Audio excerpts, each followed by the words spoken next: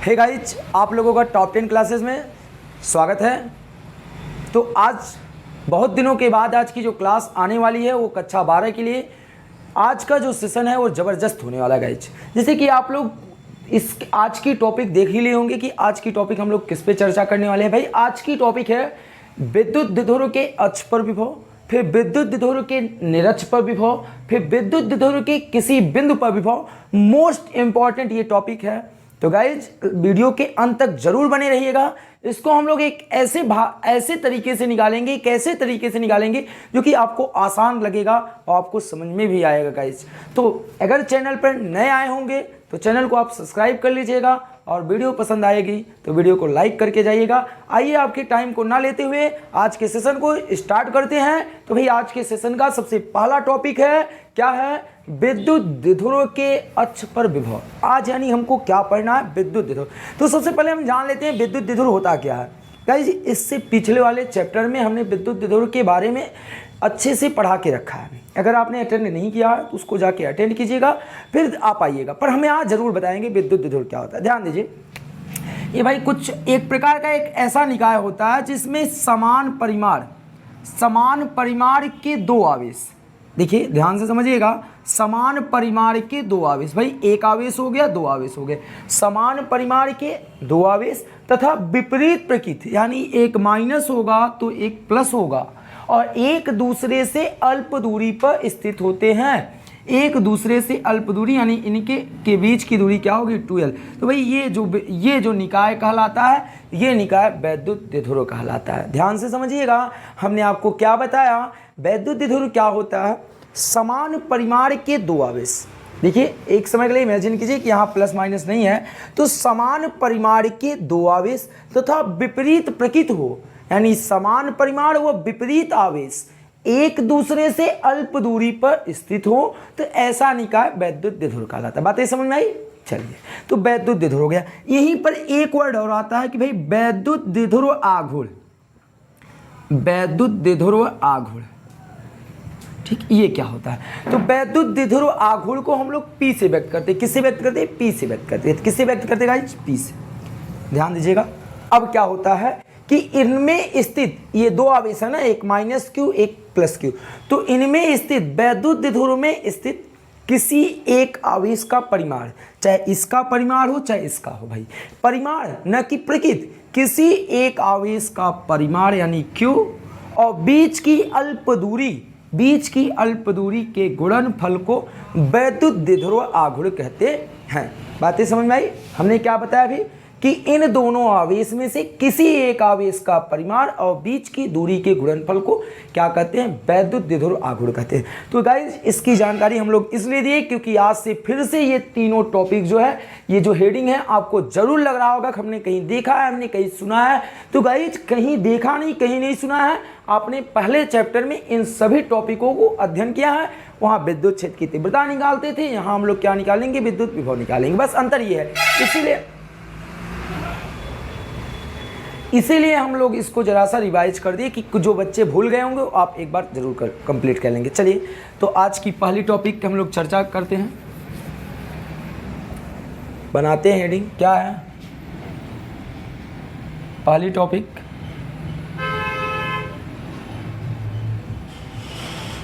विद्युत द्विध्रुव के कारण अक्षीय रेखा या स्थिति, दोनों एक ही होते हैं, अक्षीय रेखा पर विद्युत विभव। क्या? विद्युत विभव। चलिए, तो जो चीज़ कह रहा है सबसे पहले हम लोग वो बनाएंगे। क्या बनाते हैं? विद्युत द्विध्रुव बनाते हैं। तो गाइज अभी हमने बता के रखा कि विद्युत द्विध्रुव क्या होता है? एक ऐसा निकाय होता है जिसमें समान परिमाण के दो आवेश और विपरीत प्रकृति के, तो एक माइनस क्यू ले लेते हैं और एक क्या ले लेते हैं? Plus Q. दो ठो आवेश हो गए, एक माइनस क्यू एक प्लस क्यू, और बीच की दूरी क्या हो? 12 हो, तो वो आपका विद्युत द्विध्रुव कहलाता है। क्या कहलाता है? विद्युत द्विध्रुव कहलाता है। ये बात इतनी समझ में आई? भाई इनका नाम दे देते हैं, इनका नाम ए नाम दे देते हैं, इनका नाम बी, और इसका मध्य बिंदु क्या मान लेते हैं? ओ मान लेते हैं। क्या मान लेते हैं? ओ। ध्यान से समझिएगा, इसका मध्य बिंदु क्या मान लेते हैं? ओ। इसका मध्यबिंदु O। तो जो आपने लिखा, आपने क्या लिखा, आपने क्या बनाया, एक वैद्युत द्विध्रुव का निर्माण किए जो कि A और B है। A पर -q आवेश स्थित है, B पर +q आवेश स्थित है, इसका मध्यबिंदु O है। इतनी बातें समझ में आई गाइस। तो मध्यबिंदु O है, तो ये जो लंबाई है, जो 2l है, वो लंबाई बढ़ जाएगी आधे आधे पे, ये l हो जाएगा इधर और ये दूरी l इधर बढ़ जाएगी। ये बातें आपको जरूर क्लियर होनी चाहिए। चलिए अब क्या करते हैं, अब आप बात आती है वैद्युत द्विध्रुव का निर्माण कर लिए, किस रेखा पे निकालना, अच्छी रेखा। तो अच्छी रेखा क्या होती है, इन दोनों आवेशों को मिलाने वाली रेखा के रेखा पर स्थित तो चाहे इन दोनों आवेशों को मिलाने वाली रेखा पर स्थित कोई बिंदु, तो देखिए ये जो बिंदु है ये P, ये क्या कहलाएगी, इसकी अक्षीय रेखा कहलाएगी। क्या कहलाएगी, अक्षीय रेखा। क्यों, क्योंकि इन दोनों के सीधे पर ये बिंदु है। ये बिंदु P इधर भी हो सकता है और इधर भी हो सकता है गाइज। तो आप यहाँ गौर से समझिएगा अक्षीय रेखा क्या होता है, दोनों आवेशों को मिलाने वाली रेखा पर स्थित कोई बिंदु अक्षीय रेखा कहलाती है या अक्षीय बिंदु कहलाता है। तो गाइज वो बिंदु P इस प्रकार हो गया। मानते हैं मध्य बिंदु O से कितनी मीटर की दूरी पर है, r मीटर की दूरी पर। मध्य बिंदु O से r मीटर की दूरी पर एक बिंदु P है। इतनी बातें समझ में आई। अब इसको हम लोग डॉट डॉट करके मिला सकते हैं। ठीक, आई तो लिखते हैं। आपने जो बनाया है वो चीज लिखिए। क्या लिखेंगे, सबसे पहले माना एक वैद्युत द्विध्रुव AB है। क्या है, AB है। इतनी बातें क्लियर हुई। ठीक, जिसका मध्य बिंदु O है।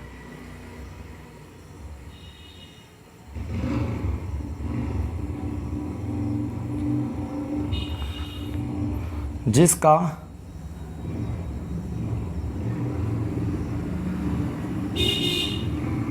मध्य बिंदु O है। ठीक, O से r मीटर की दूरी पर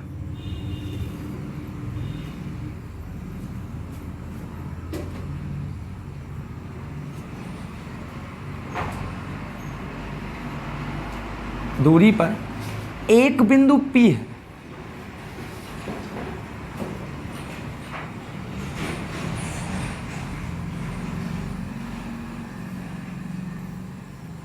एक बिंदु P है जिस पे क्या ज्ञात करना है, जिस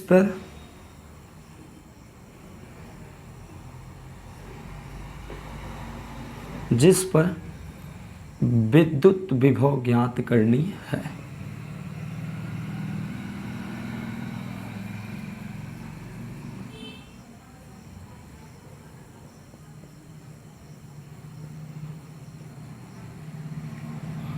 इतनी बातें क्लियर हो गई।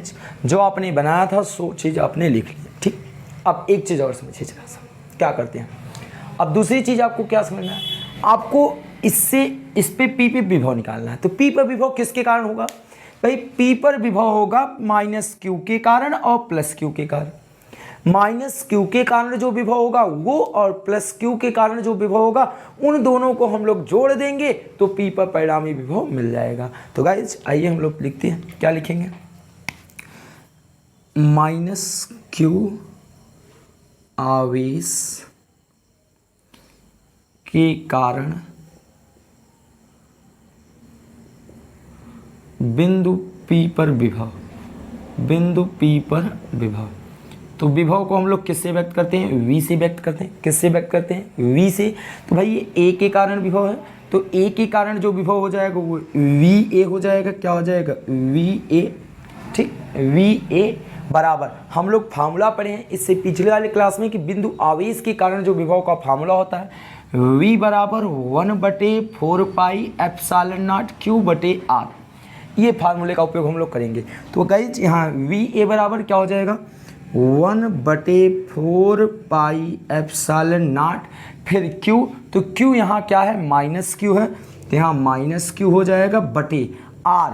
तो वहाँ R दूरी होती थी, यहाँ R क्या होती थी, दूरी होती थी। यहाँ R कौन है, A से लेके P तक, तो Q बटे क्या हो गया, AP। इतनी बातें समझ में आई। अब हम आप देख पा रहे होंगे कि गाइस चित्र में देखिएगा जो आपका ये फिगर बना हुआ है, ये O से लेके P की दूरी R है। O से लेके P की दूरी क्या है, R है। पर मुझे तो भाई A से लेके P तक दूरी चाहिए ना, तो भाई यहाँ तक R है, यहाँ तक L है, तो कितनी दूरी बढ़ी, L दूरी बढ़ी, यानी यहाँ से लेके यहाँ तक की दूरी ये R और ये प्लस L, यानी A और P की दूरी क्या हो जाने वाली है भाई, R प्लस L। ये बातें आप ज़रूर समझने का प्रयास कीजिएगा भाई। ये यानी यहाँ से लेके यहाँ तक की दूरी R प्लस L हो गई, तो हम ज़रूर यहाँ लिखेंगे भाई AP बराबर क्या हो गया, R प्लस L। ये बात आप मान रहे हैं तो यहाँ रखिएगा। चलिए, तो VA बराबर क्या हो गया, 1/4 पाई एप्सिलॉन नॉट, ये माइनस आगे लगा लेते हैं, Q/R प्लस L। इतनी बातें क्लियर हो गई। समीकरण नंबर आपका क्या हो गया, 1 हो गया। ये बातें आपकी क्लियर हुई गाइज। अब हम लोग क्या लिखेंगे, ये माइनस Q के कारण है, अब हम किसके कारण निकालेंगे, प्लस Q के कारण। तो अगला लिखेंगे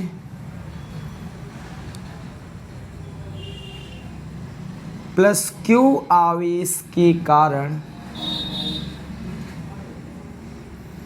बिंदु P पर विभव। तो गाइस ध्यान दीजिएगा, बिंदु P पर विभव अब क्या हो जाएगा, तो प्लस Q आवेश के कारण बिंदु P पर विभव के लिए फार्मूला हम लोग यही लगाएंगे। फिर से क्या लिखेंगे इस बार प्लस Q B के कारण है, तो इस पर क्या हो जाएगा, VB बराबर 1/4 पाई एप्सिलॉन नॉट। इस बार आवेश कौन है, Q है, तो यहाँ भी प्लस आवेश Q है, Q बटे बीच की दूरी इस बार क्या होने वाली गाइज, बीच की दूरी है B और P, क्या हो गई, B और P। ठीक है, अब आप पता कीजिए कि B और P के बीच की दूरी कितनी है। तो भाई जब देखिए यहाँ से लेके R है, यहाँ से लेके यहाँ तक R है, पर मुझे यहाँ तक चाहिए केवल इतनी दूरी। तो हम करते क्या है, इतने पूरी दूरी यहाँ से लेके यहाँ तक की दूरी में से इतनी दूरी घटा दें। फिर से आप समझिए, इतनी दूरी आपको पता है, इतनी दूरी पता है, पर मुझे ये दूरी चाहिए, तो इतने दूरी में से ये दूरी घटा दें, यानी R माइनस क्या हो जाएगी, L हो जाएगा।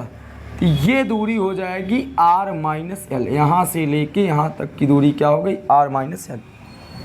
तो यहाँ जो BP है वो किसके बराबर हो जाएगा, R माइनस L के। तो ये दूरी रख देते हैं। तो अगला समीकरण क्या बन जाएगा, VB बराबर 1/4 pi epsilon not Q/R minus L। समीकरण नंबर 2। ये बातें आपकी ज़रूर क्लियर होनी चाहिए गाइस। चलिए अब हम लोग इधर समझते हैं, तो इसको मूव कर देते हैं, इसका काम हो गया। ठीक, इतनी बातें क्लियर हुई। ठीक, आगे बढ़ते हैं। अब आगे क्या है, हमको P पर परिणामी विभव निकालना है, तो लिखेंगे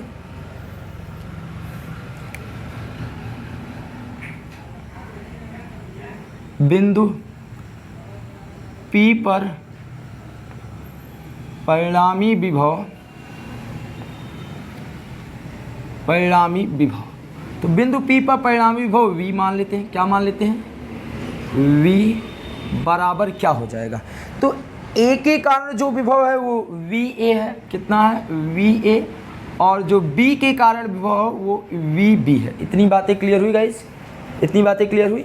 अब हम क्या करेंगे, VA का मान रखेंगे और VB का मान रखेंगे। चले, तो VA का मान क्या है, समीकरण 1 और समीकरण 2 से VA और VB का मान रखने पर, समीकरण 1 व 2 से VA और VB का मान रखने पर, कहाँ भैया, रखने पर। चलिए तो रखते हैं, तो क्या हो जाएगा गाइस, अब यहाँ क्या हो जाएगा, VA और VB का मान रखते हैं।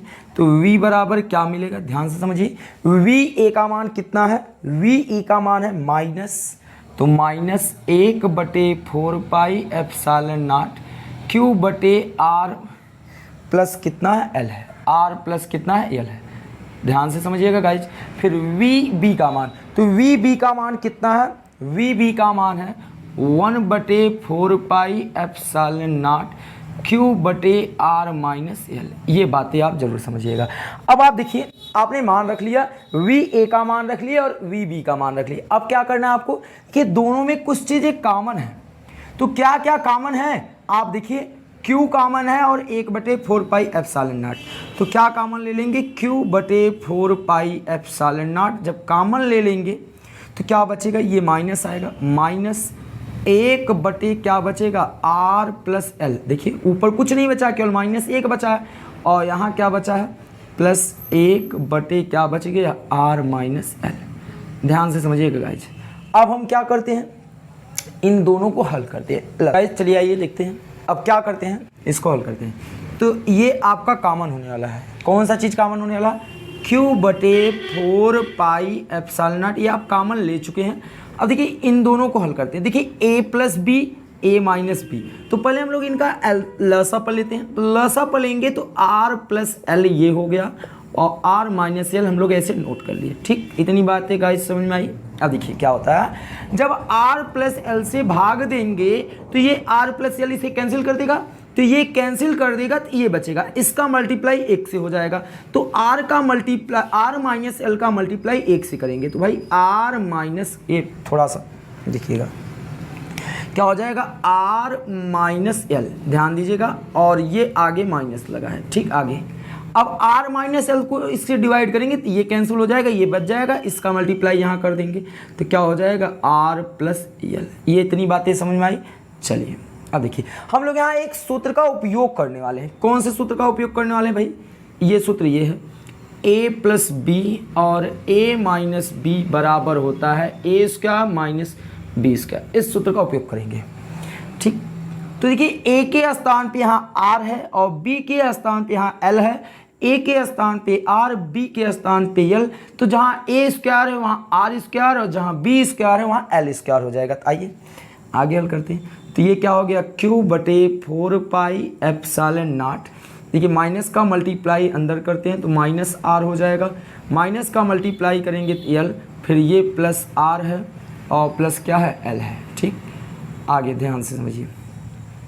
तो ये देखिए अब a plus B, a minus B के फार्मूले से क्या हो जाएगी, r square minus L square. देखिए आप यहाँ देख पा रहे होंगे क्या हो रहा है, ये माइनस का मल्टीप्लाई किए तो ये माइनस आर हुआ था, तो ये माइनस आर से माइनस आर कैंसिल हो जाएगा, तो एल एल जुड़ के हो जाएगा 2l। तो क्या हो जाएगा, इसको हम लोग जरा सा इस हिसाब से लिखते हैं, 1/4 पाई एप्सिलॉन नॉट। अब ये q को अंदर ले आते हैं, q एक के q आपने मल्टीप्लाई किया था गाइस, इतना समझते होंगे। q को हम लोग इधर ले आ रहे हैं, इंटू एल एल जोड़ के कितना हो गया, एल एल जोड़ दिए कितना हो गया गाइस, 2l हो गया, और बटे क्या हो गया, r square minus L square. इतनी बातें समझ में आई।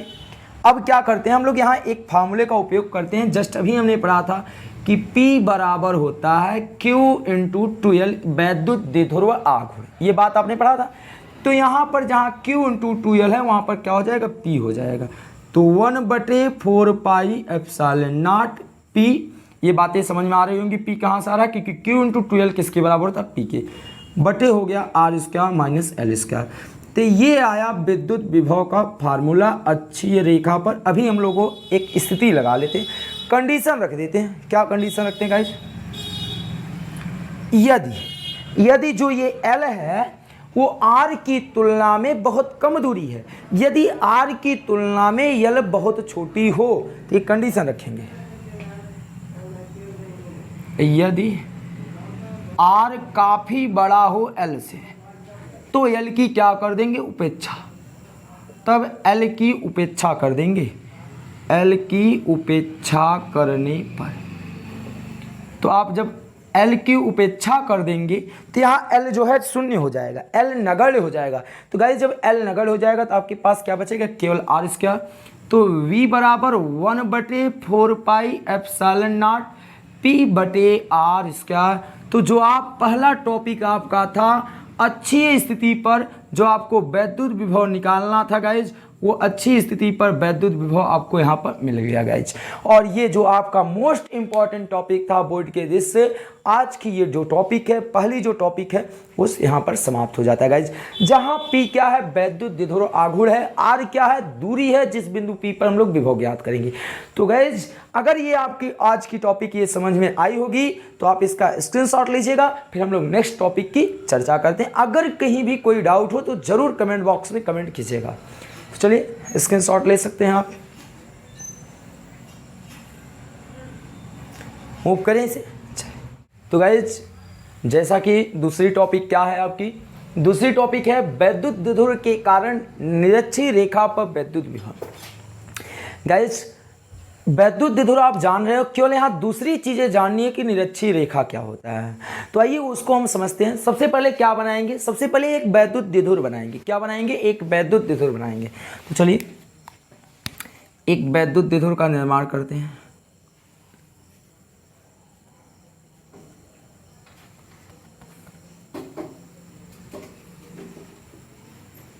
ठीक, ये एक वैद्युत द्विध्रुव हो गया। इसको हम नाम दे देते हैं, इस पे कोई माइनस क्यू आवेश स्थित है और इस पे कोई प्लस क्यू आवेश स्थित है। एक बिंदु ए है और एक बिंदु क्या है, बी है। यही वैद्युत द्विध्रुव है ना, अभी नहीं है, अभी इसके मध्य की जो दूरी है अगर वो 2L होगा तो ये वैद्युत द्विध्रुव होगा। इतनी बातें समझ में आई।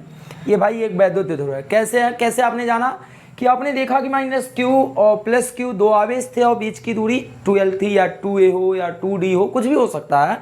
तो अगर बीच की दूरी अल्प दूरी हो तो भाई वो वैद्युत द्विध्रुव होता है। क्या होता है, वैद्युत द्विध्रुव। इससे पहले हमने पढ़ा कि भाई इन दोनों आवेशों को मिलाने वाली रेखा के अक्ष पर स्थित कोई बिंदु हो जाए वो अच्छी स्थिति कहलाता है। पर निरक्षीय स्थिति क्या होता है कि दोनों आवेशों को मिलाने वाली रेखा के लंबवत स्थिति के लंबवत रेखा पर स्थित जो बिंदु होगा वो निरक्षीय स्थिति कहलाएगा। तो गाइस इन दोनों के लंबवत, इस पे एक हम लोग एक सीधी रेखा की रचना कर देते, वही आपका क्या हो जाएगा, लंबवत स्थिति हो जाएगी। तो आइए बना लेते हैं। ये देखिए, ये इसका मध्यबिंदु ओ से जो ये आपने एक रेखा खींचा, ये इन आवेशों को मिलाने वाली रेखा के लंबवत है। ठीक, अब इस पे कोई बिंदु P स्थित है जिस पे क्या ज्ञात करना, विद्युत विभव ज्ञात करनी है। ये लंबवत स्थिति है इसकी। इसे लंबवत स्थिति को ही हम लोग क्या कहते हैं, निरक्षीय रेखा या निरक्षीय स्थिति कहते हैं। तो गाइज मानते हैं इसकी O से दूरी कितनी है, R है। O से कितनी दूरी है गाइज, R है। ये आप जरूर ध्यान दीजिएगा, O से कितनी दूरी पर है, R दूरी पर है। ठीक, इतने बात आप मान लिए। भाई आपको इनसे, इनके कारण जो है यहाँ से इस पे विभव निकालेंगे और इस पे निकालेंगे। आप करेंगे क्या, आपने माना एक वैद्युत द्विध्रुव AB है जो कि माइनस क्यू और प्लस क्यू आवेश से मिलकर बना है, जिनके बीच की अल्प दूरी क्या है, 2L है, और जिसका मध्य बिंदु O है। O से R मीटर की दूरी पर एक बिंदु P है जिस पे हमको क्या ज्ञात करना है, विद्युत विभव ज्ञात करना है। तो विद्युत विभव ज्ञात कैसे करेंगे, इसके कारण जो विभव होगा और इसके कारण जो विभव होगा, उन दोनों विभव को जोड़ देंगे तो P पर परिणामी विभव मिल जाएगा। तो भाई विभव ज्ञात करने के लिए यहाँ से यहाँ तक की दूरी, यहाँ से यहाँ तक दूरी पता होगा, तब विद्युत विभव आप ज्ञात कर पाओगे। बातें समझ में आ रही है ना समझ में आ रही हो तो कमेंट बॉक्स में आप कमेंट कर सकते हैं कि सर जी मुझे समझ में नहीं आ रही है, तो मैं बताऊंगा कि क्या ही नहीं समझ में आ रहा है। आइए क्या करते हैं, अब भाई हम इनकी दूरी, इनको मिलाना स्टार्ट करते हैं। इनको मिलाते हैं, जरा सा थोड़ी आप लोग अच्छे से मिलाइएगा, क्योंकि आप लोगों के पास स्केल की सुविधा है, हम लोगों के पास तो है नहीं स्केल, है फिलहाल यहाँ उपयोग नहीं कर सकते। ऐसी बात नहीं कहोगे कि सर जी के पास स्केल ही नहीं है। ठीक, स्केल है। अब देखिए, फिर इसको मिला दिए भाई, मिल गए। चलिए, उम्मीद करते होंगे कि मिला बहुत अच्छे से। ठीक, अब यहाँ से यहाँ तक की दूरी, यहाँ से यहाँ तक की दूरी चलो पता करते हैं।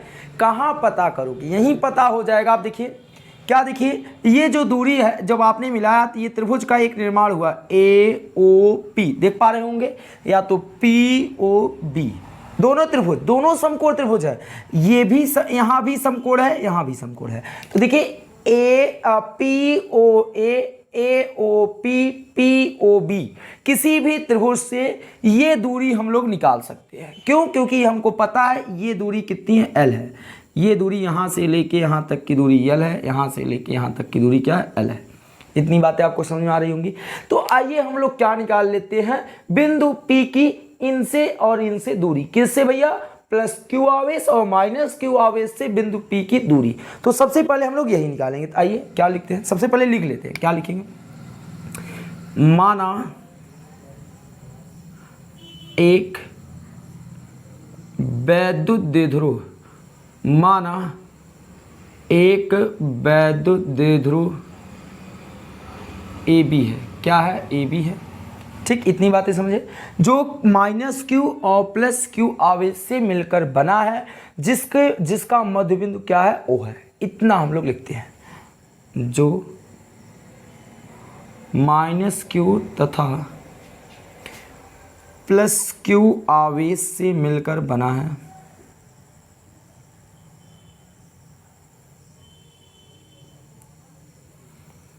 आवेश से मिलकर बना है, ठीक, जिसका मध्य बिंदु ओ है। क्या गाइज? जिसका मध्य बिंदु ओ है। ओ से आर मीटर की दूरी पर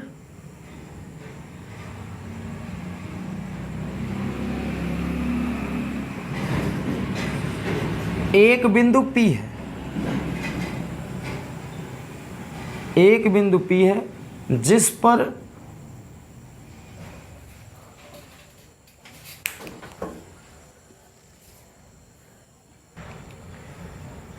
पर विद्युत विभव ज्ञात करनी है।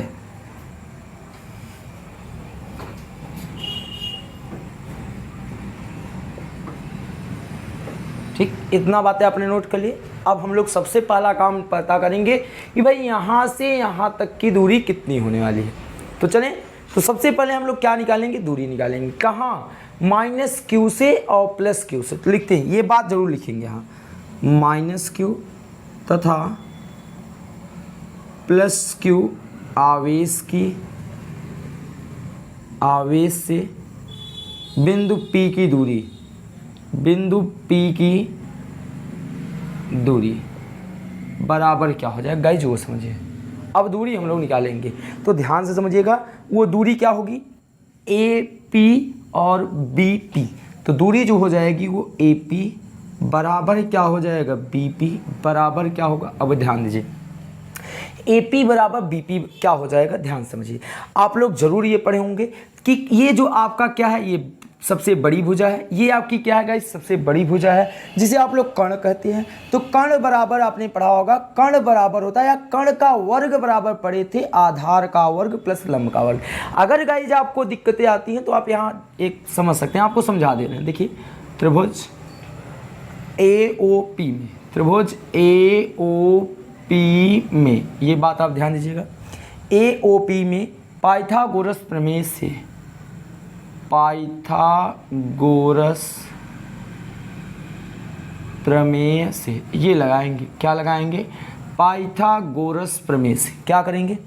अब पाइथागोरस प्रमेय क्या कहता है भाई? कर्ण का वर्ग क्या होता है?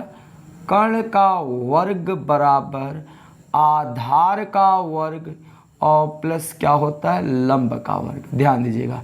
अब आधार कौन है यहाँ देखिएगा, और कर्ण कौन है? कर्ण है AP। कर्ण क्या है? AP है, AP का वर्ग। और आधार कौन है? आधार AO है, AO का वर्ग। और लंब कौन है? OP, तो OP का वर्ग। ठीक, आइए मान रखते हैं। तो भाई AO का मान कितना है? L है। AO का मान L है और OP का मान कितना है? R है। तो ये R का स्क्वायर हो गया, ये AP का स्क्वायर है। अब आपको क्या चाहिए? आपको तो AP चाहिए, AP चाहिए। तो भाई इधर से स्क्वायर हटाएंगे तो इधर क्या लग जाएगा? कर्णी लग जाएगा, under root L square plus क्या लग गया? R square. ये आपको AP का मान पता चला। आपने पढ़ा कि AP BP के बराबर है, तो अर्थात ये जितनी दूरी रहने वाली है L स्क्वायर और प्लस R स्क्वायर, उतनी दूरी ये भी रहने वाली है, जो ये आप निकाले, ये वाली। तो भाई ये क्या हो जाएगा? थोड़ा सा आप लोग लिखिएगा, ऐसे लिख लीजिएगा। ये दूरी क्या हो जाएगी गाइज? ये दूरी आपकी हो जाएगी L square plus R square. इतनी बातें आपको ज़रूर समझ में आई होगी कि ये L स्क्वायर और R स्क्वायर कहाँ से आ रहा है। तो यहाँ जरूर लिखेंगे AP बराबर BP बराबर क्या हो जाएगा? कर्णी में L square plus R square, ये दूरी हो गई। ठीक, आइए अब हम लोग क्या निकालेंगे? P पर परिणामी विभव निकालना है। क्या निकालना है गाइज? P पर परिणामी विभव। तो अब निकालते हैं, चलिए। तो अतः बिंदु P पर परिणामी विभव, बिंदु P पर परिणामी विभव V मान लेते हैं। V बराबर क्या हो जाएगा, माइनस Q के कारण जो विभव होगा उसे आप देखिए क्या है, ये A पर है, ये VA, और जो प्लस Q है वो कहाँ पर स्थित है, V पर, तो VB हो गए। तो ये A के कारण विभव, ये V के कारण विभव। अब VA का मान रखते हैं। आप VA का मान जो है अभी इससे वाले फार्मूले में निकाले थे, इससे पिछले वाले टॉपिक में, भाई इसमें निकाले थे हम लोगों ने। क्या निकाले थे, VA का मान निकाले थे 1/4 पाई एप्सिलॉन नॉट सबसे पहले, फिर क्या था माइनस Q बटे बीच की दूरी वहाँ R प्लस L था गाइज, पर यहाँ बीच की दूरी जो है वो कितना है, L square plus R square.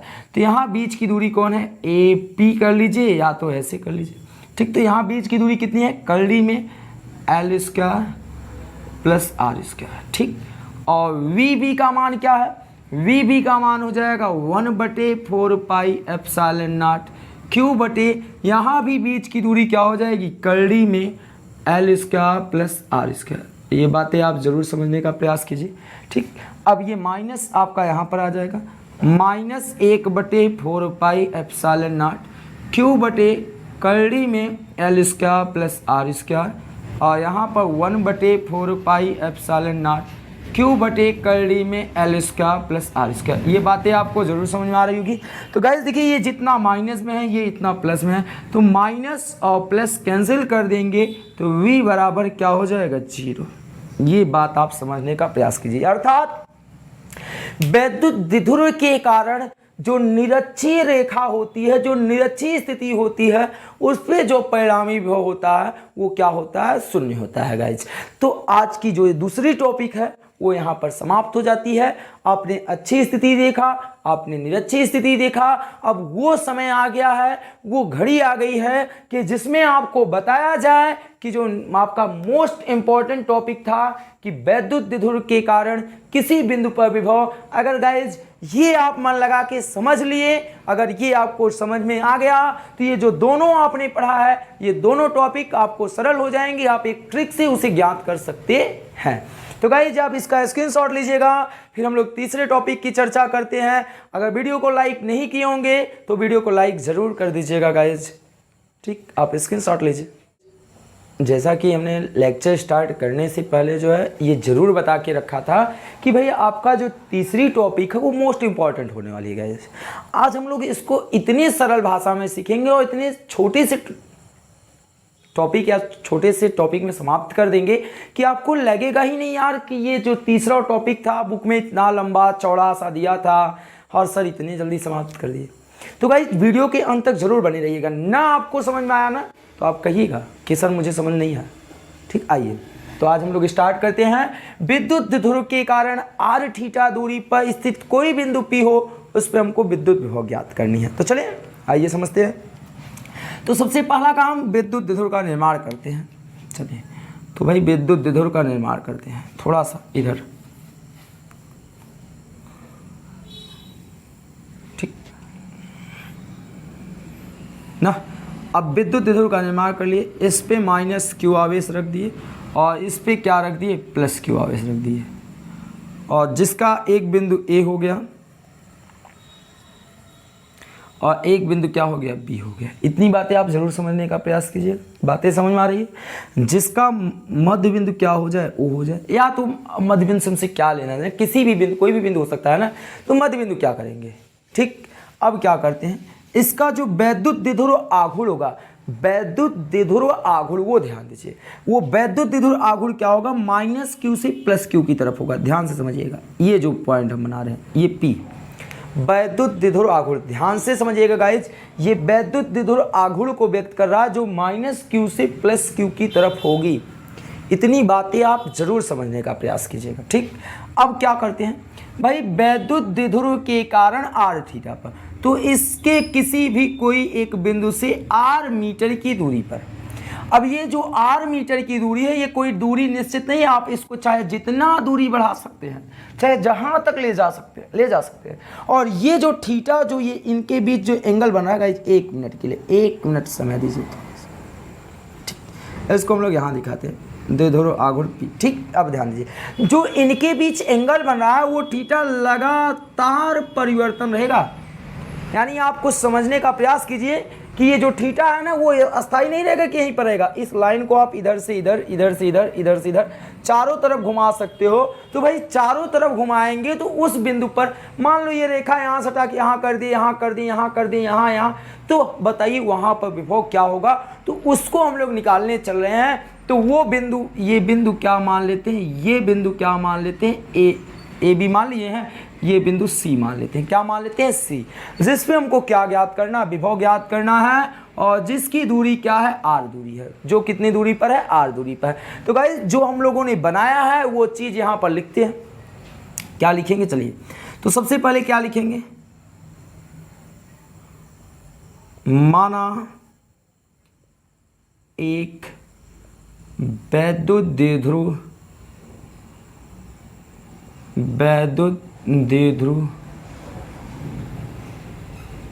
A B है। ठीक, इतनी बातें लिखे, ठीक ना। ए बी है जिसके बिंदु ओ से,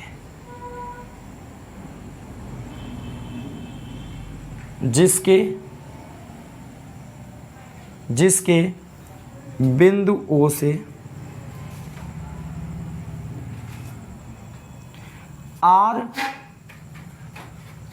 आर मीटर की दूरी पर, आर मीटर की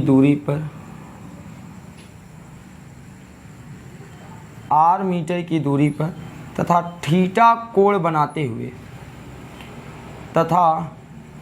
थीटा कोण बनाते हुए एक बिंदु सी है। क्या है, एक बिंदु सी है जिस पर विभव ज्ञात करनी है। क्या ज्ञात करनी है, जिस पर विभव ज्ञात करनी है। ठीक, इतनी बातें जरूर आपको समझ में आई होगी। ठीक, जिसका द्विध्रुव आघूर्ण -q से +q की तरफ है। इतनी बातें समझ में आई। अब हम लोग क्या करते हैं, तो गाइस ध्यान से समझिए कि ये जो बिंदु C है इस पे विभव ज्ञात करनी है। तो बिंदु C न तो अक्षीय रेखा में है न तो निरक्षीय रेखा में है। तो अब हम लोग करेंगे क्या, हम लोग क्या करें कि भाई इस पे विभव मिल जाए। तो गाइस आइए हम लोग समझते हैं कि ये जो वैद्युत द्विध्रुव आघूर्ण P है, ये जो वैद्युत द्विध्रुव आघूर्ण P है इसका दो घटक करेंगे, एक क्षैतिज घटक, एक ऊर्ध्वाधर घटक। तो गाइस किसी भी सदिश का दो घटक किया जाता है, किया जा सकता है। तो मान लीजिएगा ये जो कोई सदिश P है, ये जो सदिश P कोई वैद्युत द्विध्रुव आघूर्ण P है, इसका दो घटक करना हुआ तो एक घटक हो जाएगा क्षैतिज, एक हो जाएगा ऊर्ध्वाधर। तो गाइस जो क्षैतिज होगा, जो ऊर्ध्वाधर होगा, वो आप लोग इसको जरूर बनाने का प्रयास करेंगे। तो ये एक रेखा ये हो जाएगी और एक रेखा आपकी क्या हो जाएगी, इस प्रकार हो जाएगी गाइस, ए इस प्रकार ऐसे। तो आप ज़रूर इसको समझिएगा। थोड़ा सा इस लाइन को छोटा बनाते हैं। इस सदिश P का हम लोग क्या किए हैं, दो घटक किए हैं ये। अब आप कहेंगे सर कौन क्षैतिज है, कौन सा ऊर्ध्वाधर है। तो गाइस आप देखिए कि ये जो रेखा है, ये वाली रेखा, ये रेखा आपकी कौन सी है, ऊर्ध्वाधर घटक है। ये कौन सी रेखा है, ऊर्ध्वाधर घटक है। और ये जो लाइन है वो क्षैतिज घटक है। आप इमेजिन कीजिए कि ये आपका इस प्रकार है गाइस। ये थोड़ा सा इसको ऐसे पलटते हैं तो ये जो आपका है ये आपका ऊर्ध्वाधर घटक। ऊर्ध्वाधर घटक वो होता है जो सीधे से खड़ा रहे, और क्षैतिज घटक जो पृथ्वी के समांतर हो। तो क्षैतिज घटक को हम लोग क्या लिखते हैं, आप जानते हैं, क्षैतिज घटक को हम लोग लिखते हैं कॉस थीटा से। तो ये हो जाएगा P कॉस थीटा। और जब हमको ऊर्ध्वाधर घटक लिखना होगा तो ऊर्ध्वाधर घटक को लिखा जाता है साइन थीटा से। तो यहाँ क्या हो जाएगा, P साइन थीटा। ये बातें आपको जरूर क्लियर होनी चाहिए कि किसी भी क्षैतिज किसी भी सदिश का घटक दो घटकों में तोड़ा जा सकता है। एक बार फिर से पुनः रिपीट करते हैं, किसी भी सदिश को दो घटक में तोड़ा जा सकता है, एक क्षैतिज घटक, एक ऊर्ध्वाधर घटक। क्षैतिज घटक को cos थीटा से, ऊर्ध्वाधर घटक को sin थीटा से व्यक्त करते हैं। ठीक, तो चलिए अब हम लोग इसका दो घटक करते हैं। किसका, वैद्युत द्विध्रुव आघूर्ण P का। तो भाई वैद्युत द्विध्रुव आघूर्ण P का दो घटक करते हैं। तो देखिए एक घटक तो इसका पहले से ही है। यहाँ देखिए ये वाली, ये जो लाइन है, ये जो क्षैतिज लाइन है ये पहले से है, और एक ऊर्ध्वाधर घटक की रचना कर देते हैं, बस केवल एक ऊर्ध्वाधर घटक, ये ऊर्ध्वाधर घटक हो गए, और ये जो लाइन है ये लाइन क्या हो जाएगी, क्षैतिज घटक, यहाँ से यहाँ तक क्षैतिज घटक होगा। इतनी बात आप समझिएगा। अब ये परिणामी जो P है इसको हम लोग डॉट डॉट करके मिला देंगे, तो ये जो P है ये वाली लाइन क्या दिखाएगा, P cos थीटा, और जो ये वाली लाइन दिखाएगा इसका जो ऊर्ध्वाधर घटक है ये ऊर्ध्वाधर घटक P sin थीटा। इतनी बातें क्लियर हो गई भाई, हमने इस P का दो घटक कर दिए, P cos थीटा और P sin थीटा। इतनी बातें क्लियर हो गई। अब आप चलिए वैद्युत विभव की गणना करते हैं, वैद्युत विभव निकालते हैं, तो इसको मिटाएं, ठीक। चलिए अब क्या लिखेंगे, अब ये इसके कारण विभव निकाल लेंगे और इसके कारण विभव निकालेंगे। तो आइए देखते हैं क्या होता है। ध्यान से समझिए, आप एक बात जरूर ध्यान से समझिए। अगर मैं आपसे पूछूंगा कि अगर इस लाइन को पीछे की तरफ थोड़ा सा बढ़ा दे, कोई दिक्कत है क्या आपको? नहीं दिक्कत है। चलिए अब समझने में और आसान हो जाएगा। अब P cos थीटा के कारण पहले विभव निकालेंगे, किसके कारण रहेज?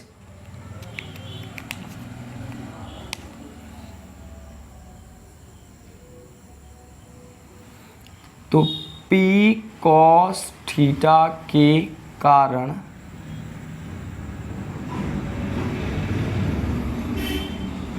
ऐसे एक लाइन थोड़ा सा लिखते हैं, तब लिखेंगे। क्या लिखेंगे देखिए आप जरा सा, ये जो P cos थीटा है, ये जो P cos थीटा है, इस पे जो विभव निकालना है, ये P cos थीटा जो है बिंदु C के लिए अक्षीय रेखा है। क्या है गाइज? अक्षीय रेखा है। ध्यान से आप समझिएगा, ये जो P cos थीटा है वो बिंदु C के लिए अक्षीय रेखा हो जाएगा, और जो ये P sin थीटा है वो बिंदु C के लिए क्या हो जाएगा, निरक्षीय रेखा हो जाएगा। क्योंकि आपने पढ़ा था कि भाई इनके रेखा पर स्थित जिस बिंदु पे निकालना रहता था वो बिंदु के रेखा पर स्थित जो बिंदु P होता था वो अच्छी रेखा कहलाता था। तो गाइज एक बार फिर से आपको रिपीट मारते हैं, हो सकता है कि आपको कहीं थोड़ा सा डाउट रह गया होगा तो उसको क्लियर हो जाएगा। ध्यान दीजिए, ये P cos थीटा इसके लिए अच्छी स्थिति है, और जो ये P sin थीटा है इसके लिए कौन सी स्थिति, निरक्षीय स्थिति। आप देखिए ये पूरी लाइन है, यहाँ तक ये लाइन आई है भाई, इस पे ये जो है लंबवत कोण बना रहा है, तो ये आपका क्या हो जाएगा, ये आपका निरक्षीय रेखा, और ये क्या हो जाएगा, अक्षीय रेखा। तो लिखेंगे, क्या लिखेंगे, चलिए, चूंकि P cos थीटा बिंदु C के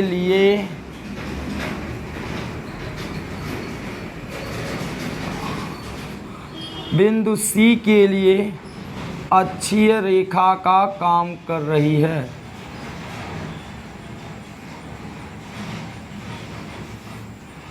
अतः P cos थीटा के कारण बिंदु C पर विभव क्या हो जाएगा। चलिए विभव का फार्मूला, अभी आपने अच्छी स्थिति का फार्मूला लिखा था, क्या लिखे थे, V बराबर 1/4 पाई एप्सिलॉन नॉट Q बटे R स्क्वायर। वहाँ Q था पर यहाँ कौन है, P cos थीटा है। तो चलिए लिखते हैं, क्या लिखेंगे, V बराबर 1/4 पाई एप्सिलॉन नॉट Q बटे R था, सॉरी Q बटे R स्क्वायर था। वहाँ ध्यान से देखिएगा, Q बटे क्या था, R स्क्वायर। तो Q के स्थान पे यहाँ कौन है, P cos थीटा है ना, तो यहाँ हो जाएगा P cos थीटा बटे क्या हो जाएगा, R स्क्वायर। तो R क्या हो जाएगी, बीच की दूरी। ये तो रही P cos थीटा के कारण C पर विभव। समीकरण नंबर क्या बना लेते हैं, 1 बना लेते हैं। अब हम किसके कारण निकालेंगे, P sin थीटा के कारण। तो ये भी नोट करेंगे भाई, क्या है, P sin थीटा बिंदु C के लिए क्या काम कर रही है, निरक्षीय रेखा का काम कर रही है। बिंदु C के लिए निरक्षीय रेखा का कार्य कर रही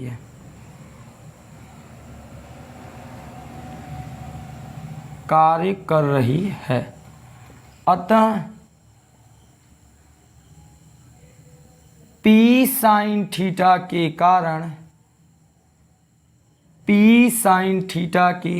कारण बिंदु P पर वैद्युत विभव बिंदु P पर वैद्युत विभव, सॉरी बिंदु P नहीं है, क्या है, C है, बिंदु C पर वैद्युत विभव। तो इस बार क्या हो जाएगा, चलिए, तो आपने पढ़ा था, ये आपका अच्छी स्थिति है, ध्यान दीजिएगा, तो आप जरूर इसको लगाइएगा V अच्छे, और यहाँ क्या लिखेंगे, निरक्ष, ध्यान दीजिएगा, ठीक, बराबर, आपको अलग अलग दिखाने के लिए। अब आपने पढ़ा था निरक्षीय स्थिति पर जो वैद्युत विभव होता है वो क्या होता है, शून्य होता है, तो V निरक्ष बराबर क्या हो गया, 0। समीकरण नंबर क्या बना लिए, 2 बना लिए। आपको तो अच्छी स्थिति और निरक्षीय स्थिति दोनों निकला है। आपको क्या निकालना, आपको तो क्या निकालना है गाइज, आपको तो निकालना है C पर परिणामी विभव। तो अतः C पर परिणामी विभव, C पर परिणामी विभव क्या हो जाएगा गाइस, ध्यान दीजिएगा, परिणामी विभव V बराबर हो जाएगा V अक्ष पर विभव और प्लस V निरक्ष पर विभव, ध्यान दीजिएगा। तो V अक्ष पर विभव कितना है, देखिए 1/4 pi epsilon not P cos theta बटे R स्क्वायर, और V निरक्ष पर विभव कितना है, 0 है। तो अब इसको आप किसी भी संख्या में 0 जोड़ोगे तो गाइस वही मिलता है। तो अब क्या लिखेंगे, लास्ट वाला फार्मूला क्या आएगा, V बराबर क्या आ जाएगा, V बराबर 1/4 पाई एप्सिलॉन नॉट, फिर क्या है P cos थीटा बटे क्या हो गया, R स्क्वायर। तो ये आया किसी भी बिंदु P पर जो थीटा दूरी पर थीटा कोण बनाते हुए कोई भी बिंदु रहे उस पे जो विभव होगा वो V बराबर 1/4 pi epsilon not P cos theta बटे R स्क्वायर। गाइज यहाँ पर हम लोग 2 स्थितियाँ रख लेते हैं। वो 2 स्थितियाँ कौन है, एक यदि थीटा जो हो क्या हो जाए, 0 हो जाए, और यदि थीटा क्या हो जाए, 90 अंश हो जाए। तो आइए उसको भी देख लेते हैं। 2 स्थितियाँ क्या रखते हैं, पहली स्थिति यदि थीटा क्या हो जाए, 0, यदि थीटा 0 हो तो C अक्षीय स्थिति होगी, C क्या हो जाएगा, अक्षीय रेखा पर हो तो C अक्षीय रेखा हो जाएगी। ये बात आप जरूर समझिएगा, C क्या हो जाएगी, अक्षीय रेखा हो जाएगी। तो थीटा बराबर 0 रखिए, देखिए थीटा बराबर आप 0 रखेंगे तो 1/4 पाई एप्सिलॉन नॉट, यहाँ क्या आ गया P, थीटा के स्थान पे जब आप 0 रखोगे तो cos 0 अंश का मान 1 होता है, तो P गुणे 1 करेंगे P बटे क्या आ गया, R स्क्वायर। ये तो आ गए, मैंने बताया था कि भाई आप ये फार्मूला निकाल लीजिए तो अच्छी स्थिति आसानी से निकाल सकते हो। देखिए अच्छी स्थिति आया ना, केवल क्या करना था, थीटा बराबर 0। यार गाइज एक चीज़ समझ लो ना, एक से आपके वो दोनों क्लियर हो जाएंगे, इसको समझो, क्या हार्ड है, कुछ नहीं हार्ड है, ठीक। उसके बाद दूसरी स्थिति, यदि थीटा क्या हो जाए भाई, 90 हो जाए, यदि थीटा 90 हो तब C निरक्षीय रेखा पर होगा, तब C निरक्षीय रेखा हो जाएगी, क्या हो जाएगी, निरक्षीय रेखा हो जाएगी। तब आइए रखते हैं, थीटा जैसे ही 90 रखेंगे तो cos 90 का मान 0 हो जाएगा, तो V बराबर क्या हो जाएगा, 0। ध्यान दीजिएगा, फिर से इसको हम रिपीट करते हैं। भाई जब थीटा 90 ही रख दोगे तो cos 90 अंश का मान 0, तो V बराबर भी क्या हो जाएगा, 0। तो निरक्षीय स्थिति पर आपने विभव 0 निकाला था वो आ गया, अच्छी स्थिति पर ये आ गया, और R और थीटा दूरी पर जो विभव आ गया वो आ गया। तो गाइज आज का जो सेशन है हम लोग यहाँ पर समाप्त करते हैं। जैसा हमने लेक्चर स्टार्ट करने से पहले ही जिन टॉपिकों के बारे में चर्चा करने के लिए बोले थे वो आज के सेशन में हमने पूरे टॉपिक समाप्त कर लिए हैं। गाइज अगर आज के पढ़ाए गए किसी भी टॉपिक में कोई भी डाउट रह गया होगा तो गाइज उम्मीद करते हैं कि अगर आपको कोई भी दिक्कत आई होंगी तो आप कमेंट बॉक्स में कमेंट जरूर करेंगे। अगर दिक्कतें नहीं आई होंगी तो आप अपने दोस्तों के साथ इसको ज़रूर शेयर कीजिएगा, और वीडियो पसंद आई होगी तो वीडियो को लाइक करके जाइएगा, और वीडियो को लाइक करके और दोस्तों के साथ शेयर कीजिएगा। मिलते हैं नेक्स्ट क्लास में, तब तक के लिए जय हिंद, जय भारत। थैंक यू मेरे डियर स्टूडेंट।